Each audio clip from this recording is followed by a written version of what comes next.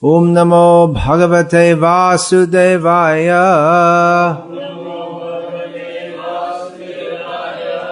Om Namo Bhagavate Vasudevaya. Om Namo Bhagavate Vasudevaya.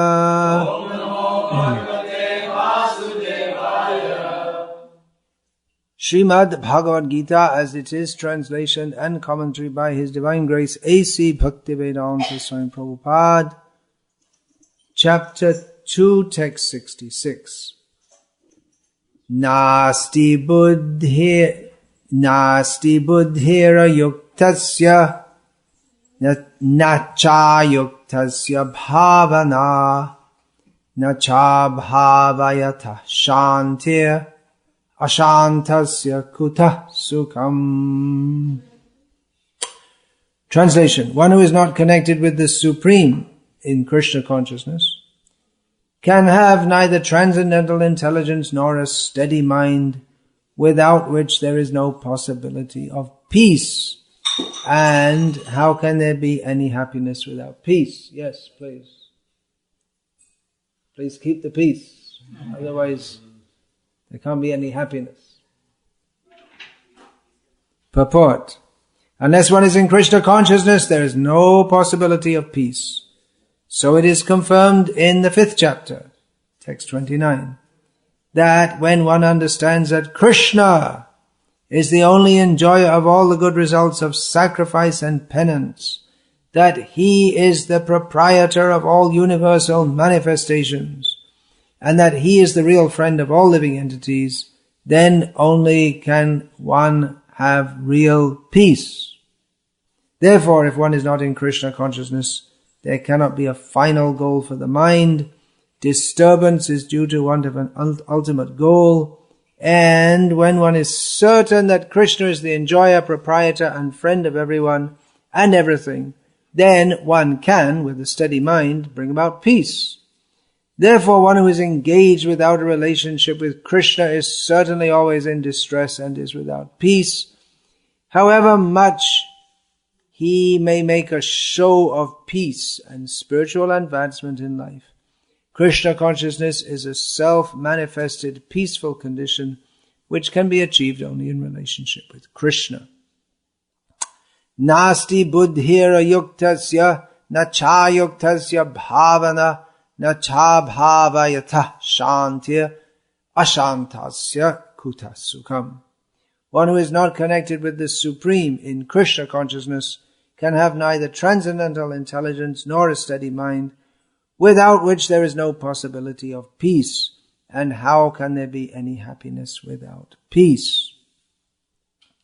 Om Jnanatimirandhasya Jnananjana Shalakaya Chakshurun Militam Yena Tasmai Shri Gurave Namaha Nama Shreshtham Manamapi Shati Putramatra Surupam Rupam Tasyaga Jamurupurim Mathurim Goshtavatim Radha Kundam Girivaramaho Radhika Madhavasham Prapto Yasya Pratita Kripaya Shri Gurun Tamnatosmi Vandeham Shri Guru Shetaf Padakamalam Shri Gurun Vaishnavangscha Shri Rupam Sagrajatam Sahagana Raghunatan Vitam Tam Sajivam Sadvaitam Savadhutam Parijana Sahitam Krishna Chaitanya Devam Shri Radha Krishna Padan Sahagana Lalita Shri Vishakha Hare Krishna Krishna Krishna Hare Hare Hare Rama Rama Rama Hare Hare. Krishna here asks a rhetorical question. Ashantasya kuta sukham. A person, he asks, a person who does not, or is not peaceful, how can such a person be happy? So Krishna is indicating the real purpose of everyone's existence. Everyone wants to be happy, right? It's obvious, isn't it? We don't Even if you ask someone, do you want to be unhappy? And even if they said yes, that would mean that they would prefer to be unhappy, which means they'd be happy by being unhappy. Right? And there are some people like that. They take pleasure in being miserable. They take everyone's against me. Blah, blah, blah, blah. They take pleasure in it's a perverse kind of pleasure in thinking that, well, the whole world is against me, or in being depressed. They get into a cocoon of depression, and then they don't want to come out because it's a kind of shield against the world. They block themselves off from everyone and everything. So everyone wants to be happy. It seems to be an axiomatic statement. Everyone wants to be happy. Krishna says here that one cannot be happy unless one is peaceful.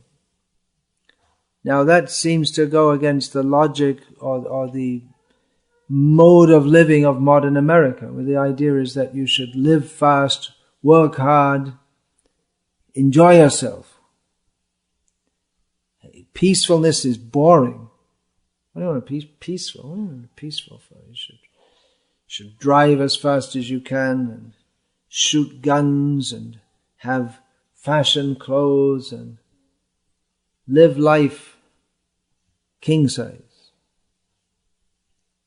Live life king size and die and become ant size and dog size, and this is what happens. So, Krishna says one has to be peaceful, because if the whole point is that if the mind is disturbed, then one cannot be happy. Although in modern life the idea is to agitate the mind, get the adrenaline going, then you'll be happy. So it's a different outlook. But the idea is that peacefulness means that one is not disturbed. And therefore, because if one is disturbed, one cannot be happy. Now, what are causes of disturbance? Fear, anxiety, desire. If we desire something, it means we don't have it, then we're not happy.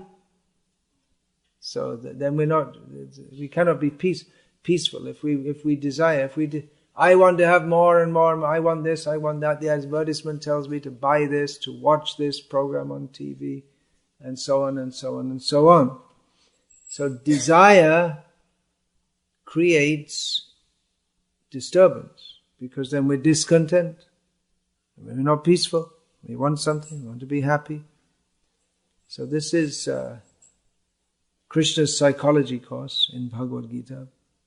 There are so many psychological theories, but this is Krishna in Bhagavad-gita giving the synoptic, no, not synoptic, in synopsis, that what is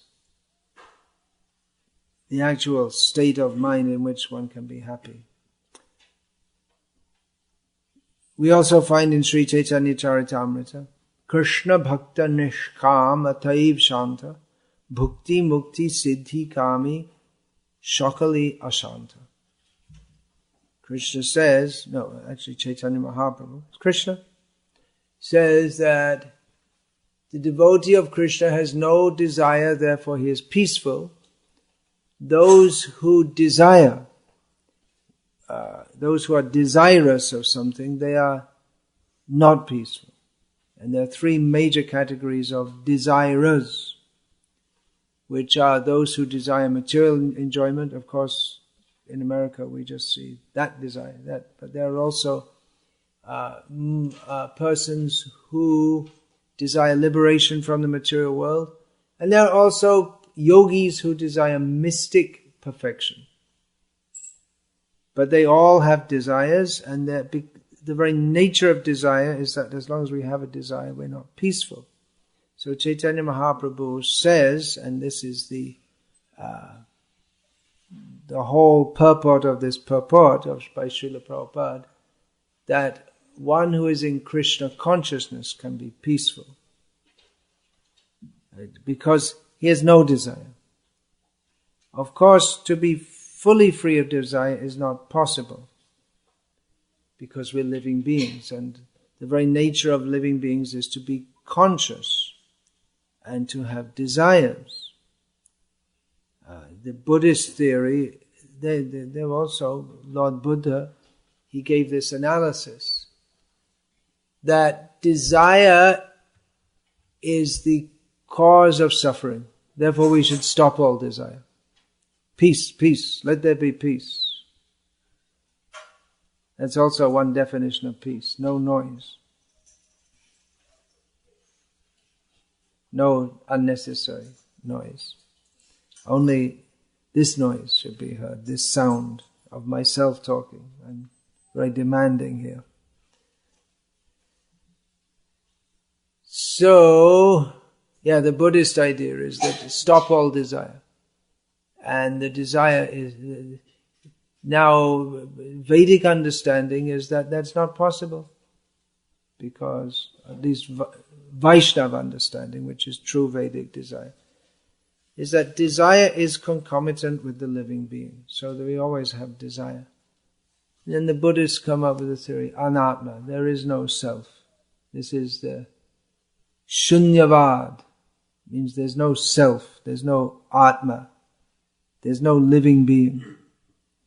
There's no intrinsic existence to anything, although according to Buddhism, of course there are so many different schools of Buddhism, but just like if we say, this is a cushion, well, according to Buddhism,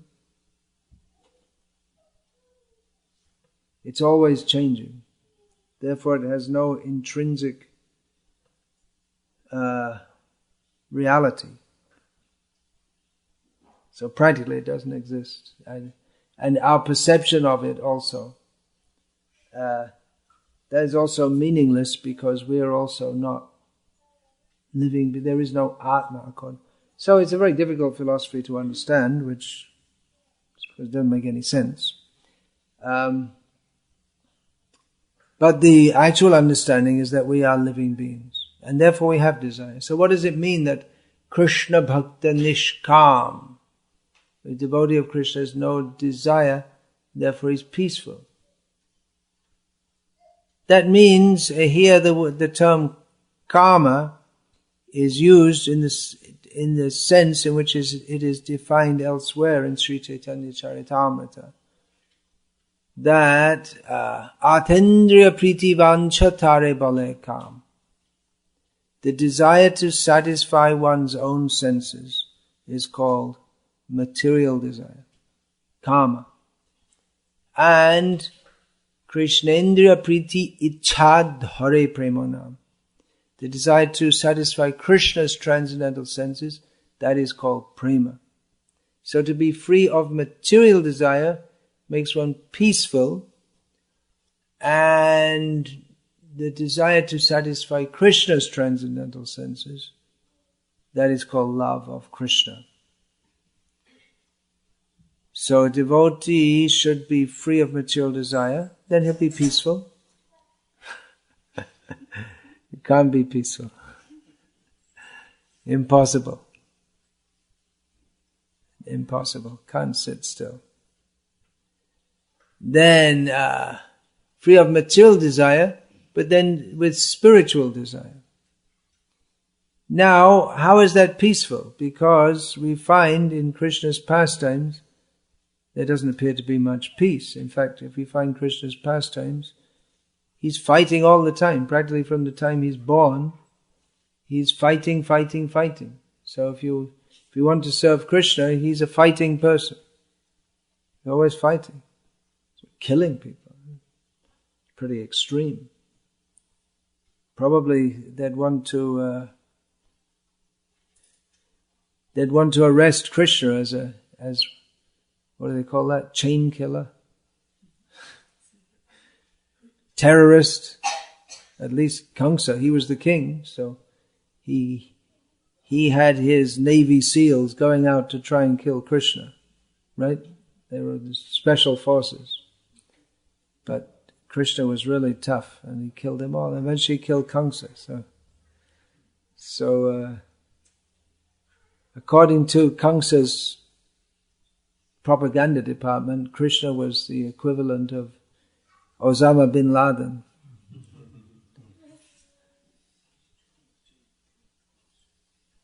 So how can one be peaceful if one is with Krishna? And Krishna, he doesn't appear to be peaceful at all. Always has. In fact, he's so agitated that he hardly even sleeps. He pretends to go to sleep at night. His mother tucks him up nicely. Then he jumps out the window and goes into the forest and dances with the gopis. Did you know that? Krishna at night is dancing with the gopis. You want to be a gopi with Krishna? You like to be a gopi. Not a cow or a cowherd boy. You want to be a gopi. There's all kinds of different things you can do. If you like, you can be a gopi, but you have to become completely free of material desire. But that's what Srila Prabhupada said to one of his young women disciples. He said, you can also become a gopi and Krishna will kiss you. You like Krishna to kiss you? Yes. Okay, good. Very good.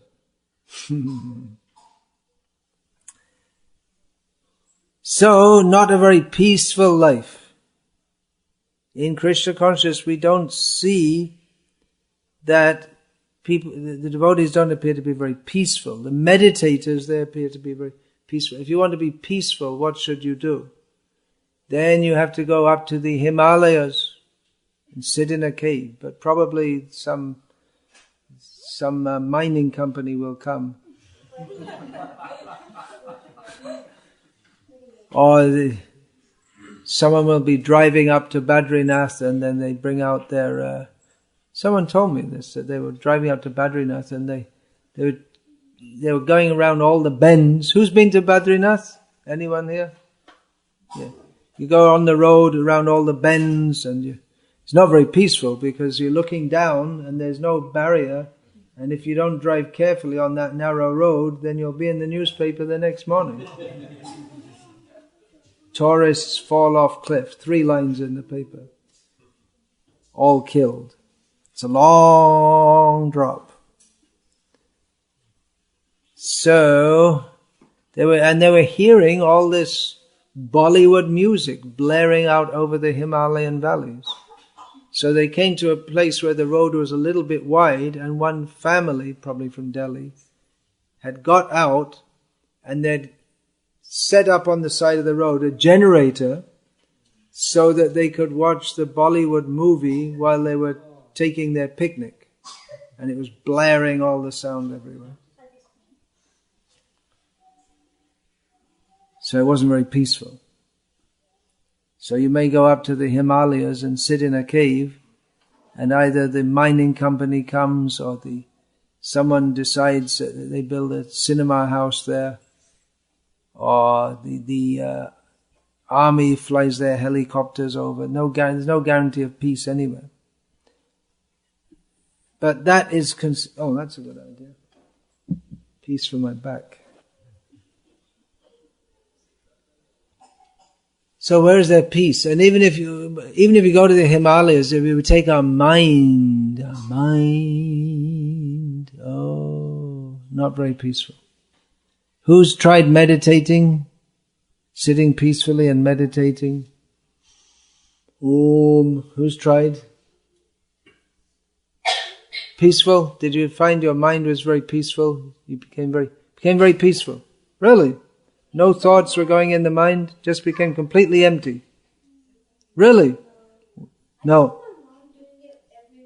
You see your mom doing it every morning. 4:30 in the morning. Is that your mom sitting right there? Okay. And your mind becomes completely empty.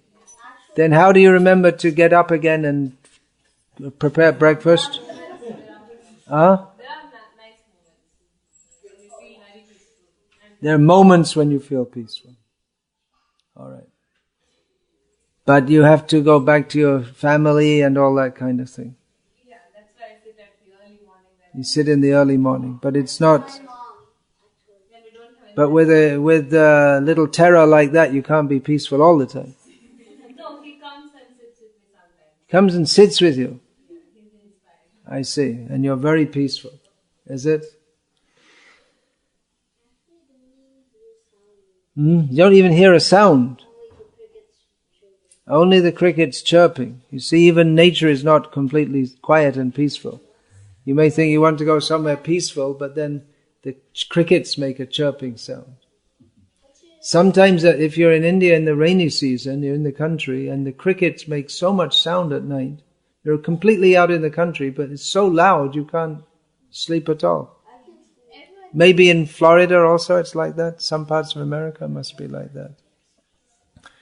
So the question is how to get peace. Or even if one is very peaceful, there's a problem that death comes and then you have to get born again. And birth, death, old age and disease are not a very peaceful condition.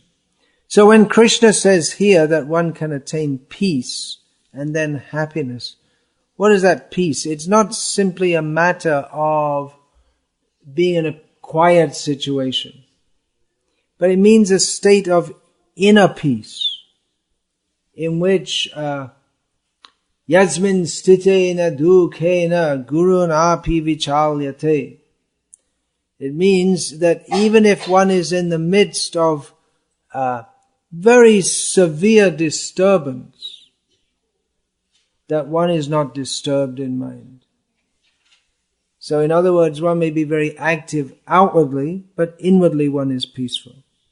Whereas most people who try to meditate, then outwardly they may appear very peaceful, but inwardly the mind keeps on running on. It's not peaceful. So this is the kind of peace that Krishna is talking about. There are also, of course, many peace movements in the world. They want peace stop the war. When Srila Prabhupada was preaching Krishna consciousness in America in the 1960s, there was the peace movement to stop the war in Vietnam. But the young people, especially young people who wanted peace, because they were the ones being sent out to Vietnam. And the girls, their boyfriends were being sent out. So they wanted peace. But they wanted peace. Why? They said, the motto was, make love, not war. Which means they just wanted to enjoy sense gratification. Peace will peacefully enjoy sense gratification. This was the idea. So when Krishna talks about peace, it's the inner peace that one gets when one has nothing to get from anyone. One has no material desire. Means we want to get something that we don't have. We want to get something from someone. We're not satisfied with our position. We want to change something. We have some duty in this world which we're attached to doing. But in Krishna consciousness, one is also active, but there's no exploitive tendency, and one is fully satisfied. Therefore, one is innerly peaceful. Because one's acting for Krishna to the best of one's ability, and one is fully satisfied that Krishna is looking after me, and whatever happens is Krishna's mercy. I have to try and serve Krishna to the best of my ability. But the result is in Krishna's hands. And so one is peaceful like that. One is actually happy. Happiness that cannot come if we're not peaceful. Because if we're not peaceful, it means we have desire, we have fear. But a devotee in Krishna consciousness doesn't have fear. He knows that Krishna is protecting me. So a devotee in Krishna consciousness, he may not appear to be very peaceful. He's very active. A very active life, that is Rajaguna. In material existence, active life is Rajaguna. One is very active, always trying to do something so that you can achieve something. So in Krishna consciousness, one is active also, and one is trying to achieve something. Just like Srila Prabhupada, he might have seemed to be in the Rajaguna, because he was definitely trying to achieve something. He was trying and giving his full energy to spread Krishna consciousness all over the world. He had a very strong desire to spread Krishna consciousness all over the world. But that is not Rajaguna. That is beyond Sattvaguna. You all know these terms? Rajaguna, Sattvaguna. You all understand that? Yeah. You know what that means? Sattvaguna? It's called the mode of goodness. Rajaguna, the mode of passion. So a devotee may be very active, but he has inner peace. He's always thinking of Krishna. In fact, in Krishna consciousness, the desire to be peaceful is condemned, especially by the recent followers of Chaitanya Mahaprabhu. The idea that we should live very peacefully is a kind of personal desire. A devotee becomes peaceful because he desires to serve Krishna. But if we desire peace for ourselves, that is a material desire. That is counted among material desires. Now we say if we become peaceful by getting free of all material desires, but the desire to be peaceful, it's also material because it's a personal desire. We want it, I want for myself, I want to be peaceful. It's not a pure desire because it's something I want for me. Just like someone, after a stressed out week at work, they may desire to go to the country at the weekend and just relax. But after a couple of days, it's too quiet here. In fact, I've heard, you've probably heard, that people who go from New York City, which is generally noisy with sirens and car horns honking, that people who are used to this noise, 24 hours noise of the city, when they go to a peaceful situation in the country, they can't sleep because it's too peaceful. They're not used to it. And so you can purchase, or I guess you can just download it from the internet these days, the sounds of the city, so they can play that and then they can sleep. Because it's like that also. People who work in the sewers, I don't know in this country, but for instance in Paris, in France, there are sewers which are like underground tunnels with passages and people can go down there. And you can imagine what it smells like, but they get used to it. To them it smells quite normal and quite nice. That means all the excrement of the city is running past them, and it's quite normal to them. So,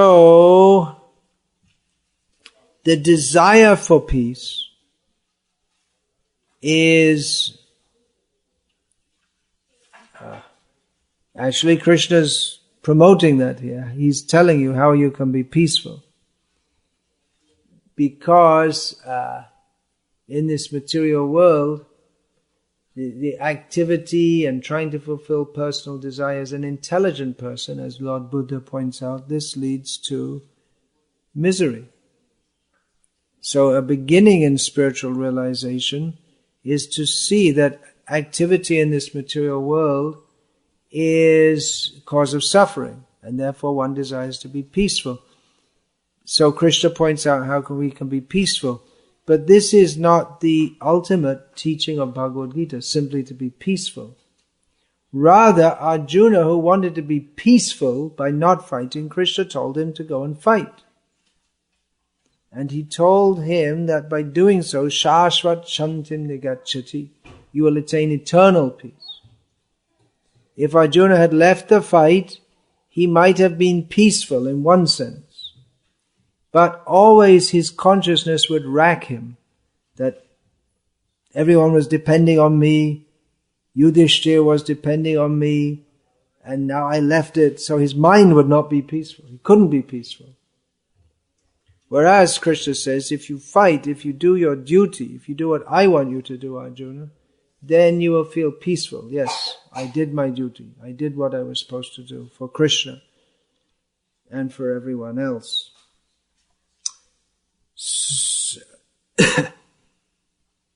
Interesting, isn't it, that even this discussion, Gita-upanishad, Bhagavad-gita is sometimes called Gita-upanishad.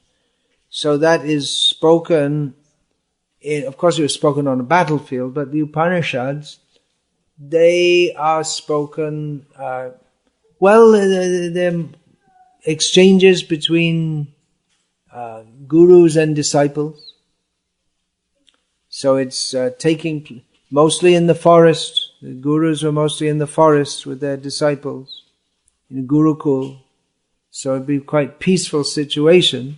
But even then they were talking about peace. Simply living in the forest, that wasn't considered peaceful enough. One has to attain a state of spiritual peace. That is the major subject of the Upanishads.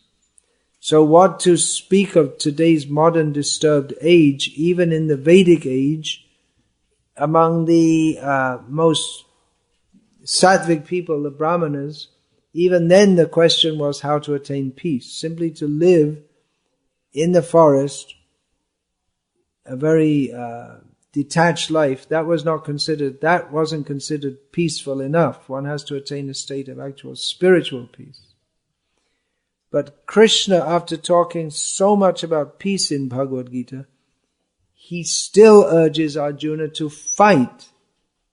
And he tells him that by doing so, you can attain eternal peace.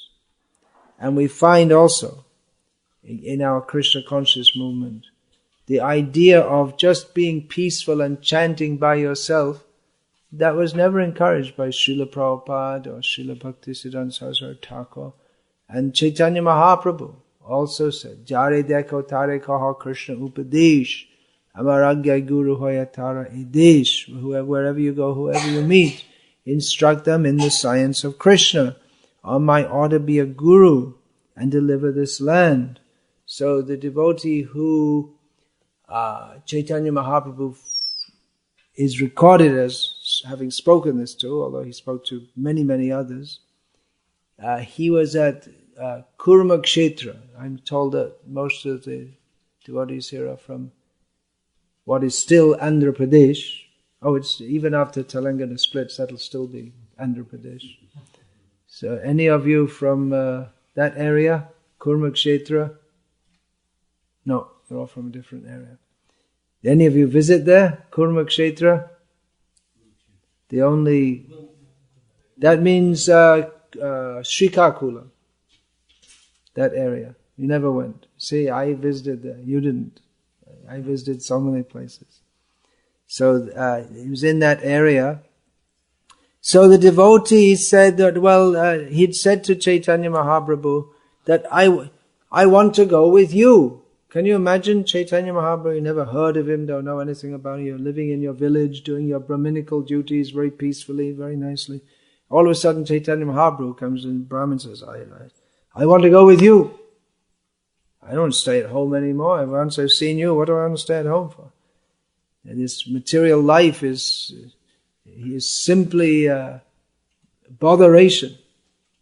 And he was living a very peaceful life as a Brahmin, you can imagine. Although in Kali Yuga, where's the peace? They'll be arguing amongst each other and this and that. But Chaitanya Mahaprabhu said, you stay here, you preach Krishna consciousness, and about this Bishoy Taranga, he complained about the waves of materialistic life. So Chaitanya Mahaprabhu said to him, Kabhu na bhadipe tomar e Bishoy Taranga punarapi e thai pabe morasanga. He told this Brahmana that if you do this, if you preach Krishna consciousness, then you will never be obstructed by the waves of material existence, and at this very place you will again get my association. So Chaitanya Mahaprabhu didn't say that if you preach Krishna consciousness, you'll have a very peaceful life. But he said that will not be an obstruction. And you will get Chaitanya Mahaprabhu's association. So, if we preach Krishna consciousness, we can't expect a very peaceful life. If we the desire for peace is an obstruction to the preaching of Krishna consciousness. We may think, well, I'll just sit and do my chanting. But Bhaktisiddhanta Saraswati Thakur, he rejected this as a cheating proposal. Dushtaman tumi kishe Vaishnav. Pratishta tare nirjane ghare tomar harinama kevala kaitava. He said that in addressing his own mind, what kind of Vaishnava are you, dear mind? For the sake of prestige, you want to pose yourself as a great Vaishnava simply chanting Harinam. Without going out and preaching. That's the implication. And then he goes on to say, Toma pratishta shukare bishta. Your desire for prestige, name and fame is just about as good as the stool of a pig. That's a pretty strong indictment, isn't it? You want name, fame and glory, you might as well catch a pig, take some of that stuff which comes out of its backside and rub it all over your body. It's just as nice. It's a very heavy indictment. So, this is the order of our gurus to preach Krishna consciousness. And that was the order of Chaitanya Mahaprabhu to persons. He just met them. And he would tell them to chant Hare Krishna and to instruct others to chant Hare Krishna. And you can imagine that there would be, even in the villages of India at that time, which we can imagine very peaceful compared to today, there would have been opposition to that. If someone comes and says, okay, I just saw Chaitanya Mahaprabhu chant Hare Krishna. Well, what do you mean chant? What are you talking about, chant Hare Krishna? We have our family traditions and we're Rigvedis or whatever. We have to chant the Rig Veda. And what is all this chanting Hare Krishna? There would have been so much opposition. So we can't expect a peaceful life, but we can expect to get the mercy of Chaitanya Mahaprabhu if we preach Krishna consciousness. Now we may think that, well, okay, let's just preach, but do it in a peaceful way. But all right, there's no need to unnecessarily agitate people. But if we are actually preaching Krishna consciousness, then we can expect that some people will get disturbed, because after all, we're asking people to surrender to Krishna, and the conditioned souls in the material world means that we don't want to surrender to Krishna. That's why we're here. We didn't come here to serve Krishna, we came here to forget Krishna. So if we ask people to give up their sense gratification, which is the whole meaning of their life, then they'll become disturbed.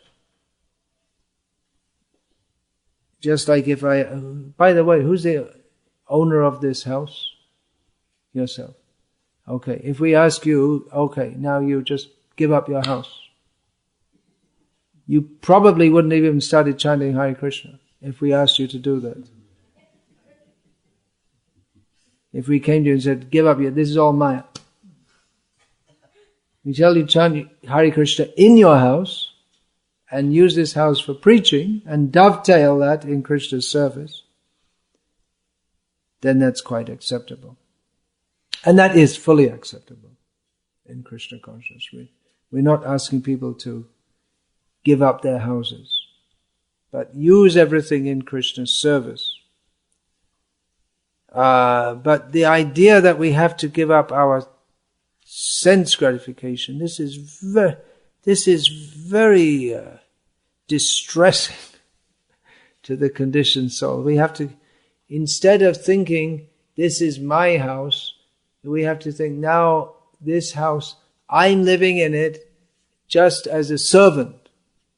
And who's the boss? Krishna. And I have to use everything in this house only for serving Krishna. So the whole, after so much effort, one gets a house, and it's supposed to be the place, my own place, which is meant exclusively for my enjoyment. There may be so many other houses, but this house is my house, and I got it by working hard, and it is meant for me to enjoy, and for me to go out from to enjoy more. So if we say, no, now this house you have to dedicate to Krishna, for Krishna's service. And everything we have to dedicate for Krishna's service. Of course there are ways of presenting Krishna consciousness to people, but the basic fact is that most people are not very interested in Krishna consciousness and don't want to take it up. So preaching, of course, Krishna consciousness is a great art, but some people will be disturbed. And even if we do it very nicely and sweetly, the very endeavor to go out and bring Krishna consciousness to others means there will be not very peaceful life. One has to make an effort. But that is pleasing to Krishna. And if Krishna is pleased, then we can be pleased, because we are part and parcel of Krishna. Just like the spark in the fire, if the spark is in the fire, then it's ablaze. If it falls out of the fire, then it becomes dull. So our aim is not to be peaceful per se. And the idea, let me be peaceful, as soon as we say, me, what do I want? Then it's not Krishna consciousness. What does Krishna want from me? We should always think, this is Krishna consciousness. Now, of course, different people have different propensities and abilities also. I was just speaking to one devotee yesterday, and I was encouraging him to take up more preaching. And he said, it's just, all my life I've been a little shy like that. So I said, well, what do you like to do for Krishna? He said, I like to do cooking. I said, all right, but do more cooking then for Krishna. Do whatever you can do, do for Krishna. Do whatever we're doing, do more, until there's nothing left but Krishna's service. But the idea that let me just relax and not give myself to Krishna, that is actually a contamination. Of course, Krishna also says in Bhagavad-gita, yukta hara viharasya yukta cheshtasya karmasya yukta swapnava bodhasya yoga bhavati dukkha, that one can, by practicing yoga in a balanced way, one can overcome all miseries. So balanced eating, vihara, recreational leisure, sleeping, activities, balance. So we have to see the body, and in material existence, the body and mind have some limitations also. We need to sleep also. We may not be able to preach or engage physically in Krishna's service non-stop. Going out, we may need some time to come back, and that's also required to some relaxation. Of course, for devotees, relaxation means we should study Srila Prabhupada's books. We can be with devotees and discuss with them. So balanced life also, but this basic point that especially in Kali Yuga, we can't expect a very peaceful existence. But we should try to serve Krishna to the best of our ability, and even the desire to be very peaceful, we should understand that there's a higher platform than simply desiring peace. In India, people often say, have you achieved Shanti? But that is not our aim. Our aim is to achieve Krishna, the lotus feet of Krishna. Simply to be peaceful, that is not our fully realized position. Beyond that is Krishna consciousness. Peaceful condition means, it's just like if someone is in pain and you give them a sedative and they go to sleep. So they're relieved from the pain. But that's not a healthy condition. So similarly, material life is disturbing, so we may desire peace. But our real healthy position is to be active in service to Krishna. So, let us all be active in service to Krishna, and then we will have true internal peace, being happy in the service, happily situated at Krishna's lotus feet, with no personal desire. That is our aim. So for that we have to perform the sadhana of Krishna Bhakti, chanting the holy names of Krishna, following the regulated principles, all these activities. So, Hare Krishna. Any question about this? Yes, please.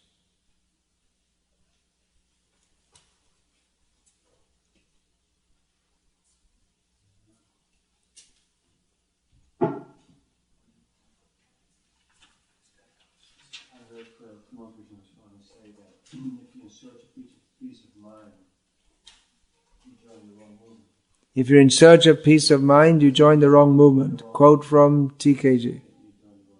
You join the wrong movement. You struggle with it. Yeah.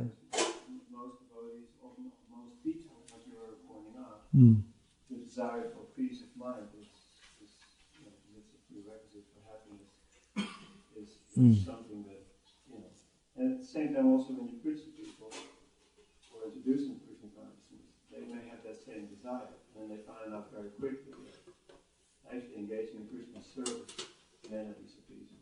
Actually, that anxiety and more service is taken. Yeah, well, it's the same point that there is an internal sense of peace, of satisfaction in serving Krishna. Same example of Arjuna. He could have left the battlefield, but he would have not been satisfied in his mind. So if we understand that our existence is meant for serving Krishna, then we can't be satisfied if we're holding anything back from serving Krishna. Then we ourselves, we can't feel satisfied because we know that we're cheating Krishna. So that's real peace of mind. Comes from full engagement in Krishna's service.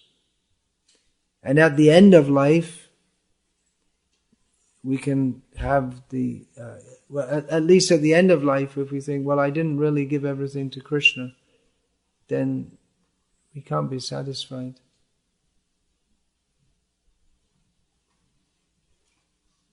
So, we can preach to people that you will get peace in Krishna consciousness. But we have to explain what that means. It doesn't mean that it's different to the idea of peace that is promoted by Mayavadis, impersonalists, and those who promote this kind of meditation where you do 15 minutes in the morning meditation, but the rest of the day you have to work. Lowers the stress, you could say. But it doesn't bring you to the full state of... It doesn't do anything to help to bring you to an actual spiritual realization. It just helps you to cope better with all the travails of life in the modern world. So that's not really spiritual at all. This kind of meditation, it's a kind of relaxation technique. But the kind of peace that Krishna is talking about in Bhagavad-gita has got nothing to do with these relaxation techniques.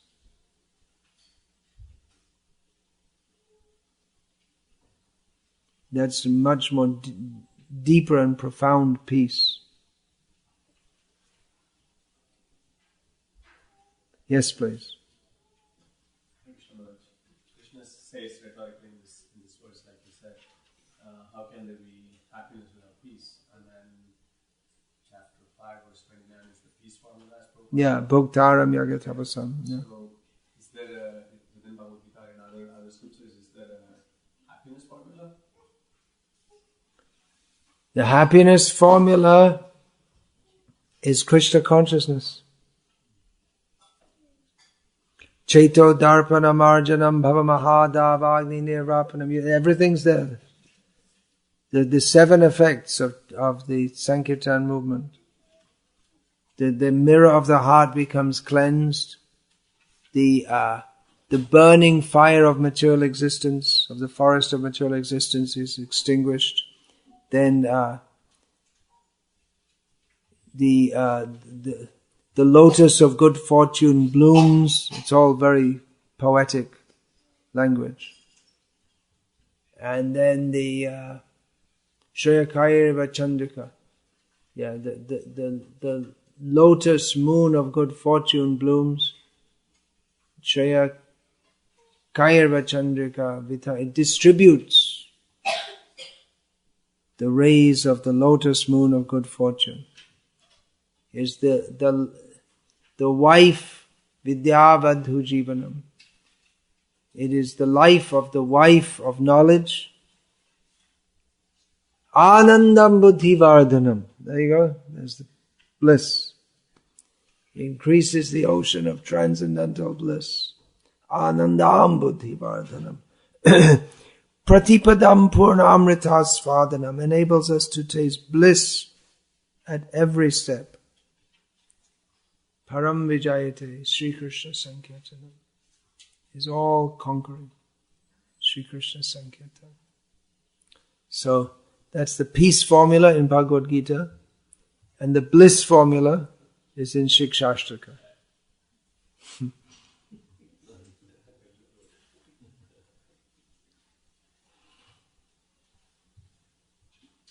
Yeah. Since you travel around the world and visit many ISKCON centers and people's homes, how would you say us grihastas are doing, us grihasta devotees are doing in terms of this Krishna conscious definition of peace? How are grihastas doing around the world, in my experience, in terms of the Krishna conscious definition of peace? Well, this is a subjective question which is always relative. So if we compare Krishna conscious grihastas with sannyasis who are fully 24 hours engaged in Krishna consciousness, they may not appear to be doing very well. Those who are squeezing in their rounds here and there and rushing off to work. Of course, in America, you're not so busy, but definitely in India, the Indian economy is developing. One of the reasons is because the average working day is about 16 hours. Whereas in America it's 6 or 7 days a week. Whereas in America it's 8 hours, 8 hours, 5 days a week, generally. So that's one reason why the economy is developing, because if we say that people are working like asses, then the asses will feel insulted because they don't work nearly as hard as the people.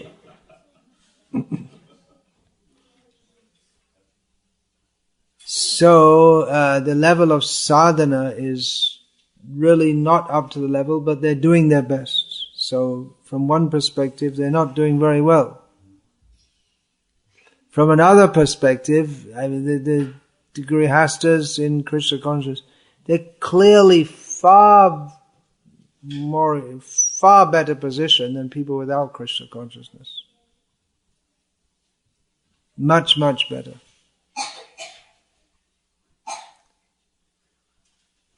So, there's two perspectives. How are they doing? They're really struggling.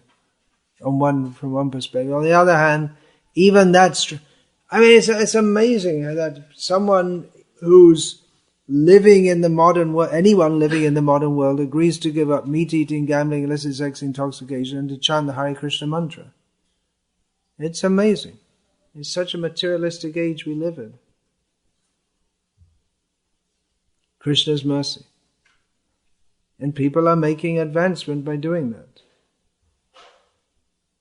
Otherwise, what are you all doing here? You could be, playing pool, going to a gambling casino, so many other things. You could be at a rifle range. All kinds of things you could be doing.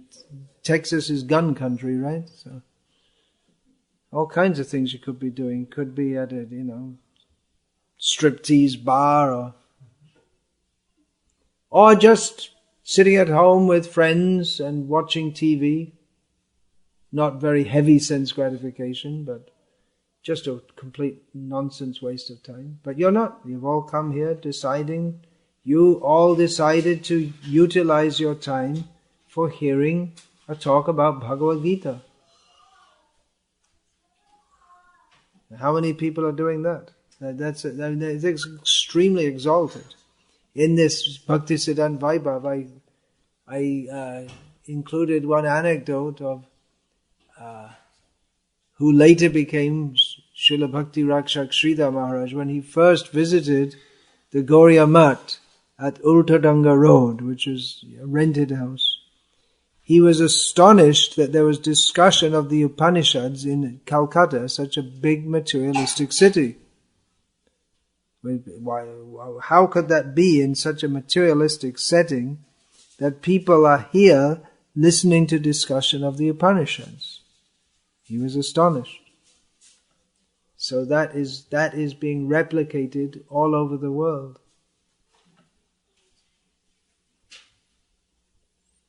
But better, we establish the rural communities for grihastas where devotees can live together as devotees and be Krishna conscious 24 hours a day. They don't have to go through the bifala shavinu kripana durajana chapala shuka laba lagi re. They don't have to do some useless work for some useless people just to maintain themselves. So, varnashram, communities, Prabhupada wanted.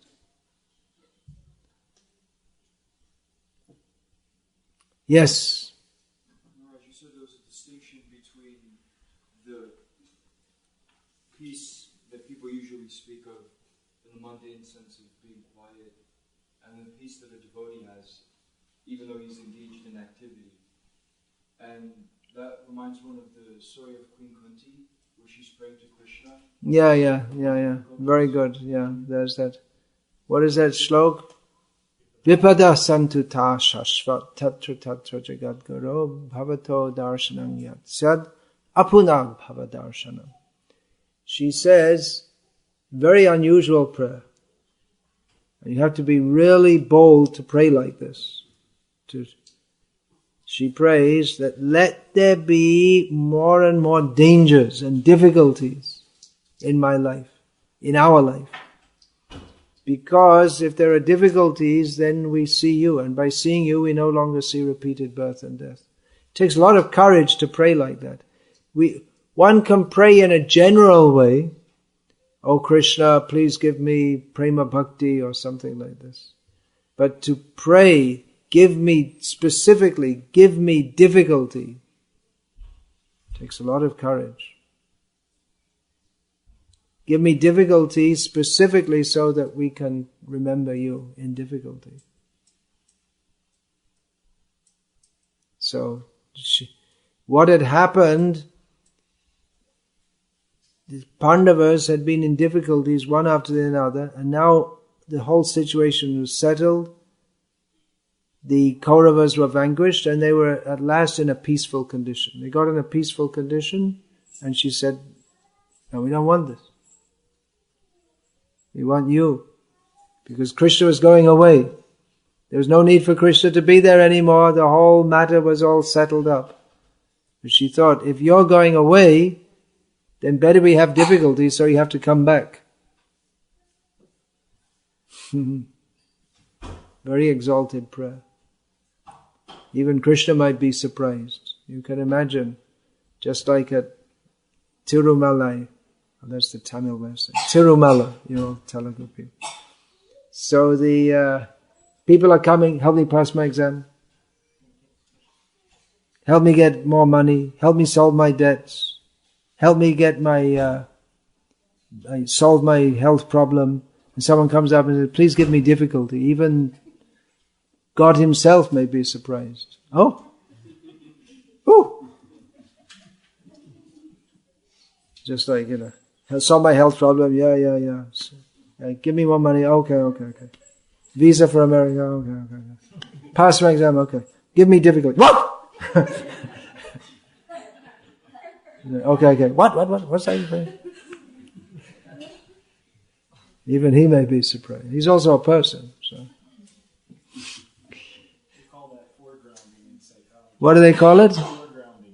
Foregrounding? Foregrounding. Foregrounding. Yeah, it's like you put something in the forefront. It's like you get 10,000 emails, but somebody has the idea, let's send them a physical piece of mail. And that stands out. I see. How to grab attention when there are so many. Yes, and Krishna may take more. Yes, Krishna will take more. He'll give you more attention. Everyone's coming, material benefit. And you say, Krishna, I only want you. And Krishna, oh yes. Krishna will take notice. So then you may think, well, among all our devotees, they're all praying for pure devotional service. I'll pray for something material. And then I'll get Krishna's attention. No, don't do that.